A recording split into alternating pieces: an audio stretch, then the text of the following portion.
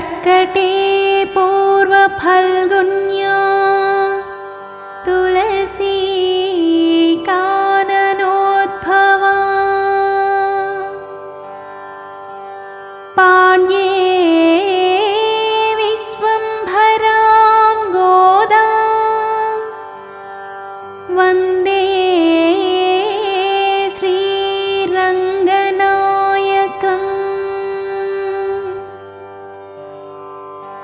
तूमणि माडत्तु चुट्रुं विळक्केरिया तूपं कमलत्तु इलणै mail कण्वलरुं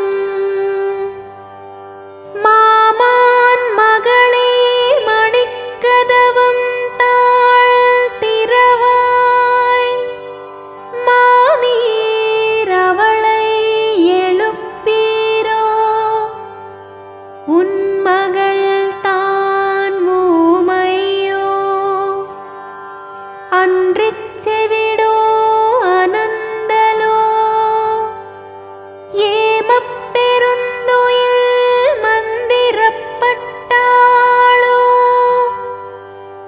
மாமாயன் மாதவன் வைகுந்தன் என்றென்றோ நாமம் பலவும் நவின்றேலோரெம்பாவாய்.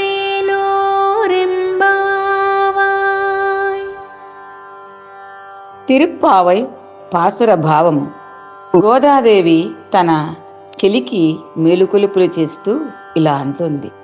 విలాసవంతమైన అద్భుతమైన మేడలో 4 వైపులా మంగళకరమైన దీపములు వెలుగుతుండగా ధూప పరిమళాలు అంతటా వ్యాపించి ఉండగా మెత్తని పానుపు పైన పవళించియున్న ఓ మామ కూతురా లే, నవరత్నాలు పొదిగిన తలుపు గడియను తీయుము అంటూనే తన చెలి అమ్మను అత్తగారు అని సంబోధిస్తూ, మీ కూతురిని లేపకూడదా? మీ కూతురు మూగదా లేక చెవిటిదా? సోమరితనంతో ఇంకా నిద్రించుచున్నదా? తన లీలలతో మురిపింపజేసే శ్రీహరి 1000 నామాలు పాడుతూ వస్తున్నాము కదా, ఆ శబ్దాలకు నిదుర అనే మాయపొర తొలగిపోయి మెలకు వస్తుంది కదా అంటుంది గోదా తల్లి. ఈ పాసురంలో గోదాదేవి ధనుర్మాస వ్రత దీక్షలో మామ కూతురిని లేపు నెపముతో మనలను కూడా హెచ్చరిస్తోంది. మేడ, అగరు దీపాలు, మెత్తని పరుపు అన్నీ భౌతికమైన సుఖములు. హరినామమే పరమ ఉత్కృష్టమైనది. సుఖాలను విడిచి లేచిరా అంటుంది. మామకూతురా అంటూ అనుబంధం, చనువు ప్రదర్శిస్తూ ఒక మంచి పనికి కలుపుకొని పోయే గుణము చూపుతోంది. మూగవా చెవుడా అని అంటోంది. అందుకే మంచి మిత్రులు ఉంటే మంచి అలవాట్లు అలవడతాయని అంటారు.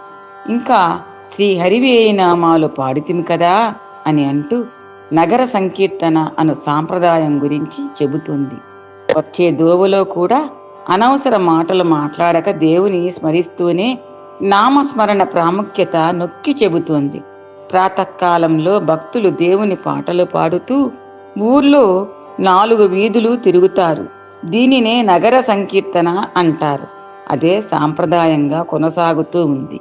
గోదాదేవి దివ్య చరణాలే శరణం.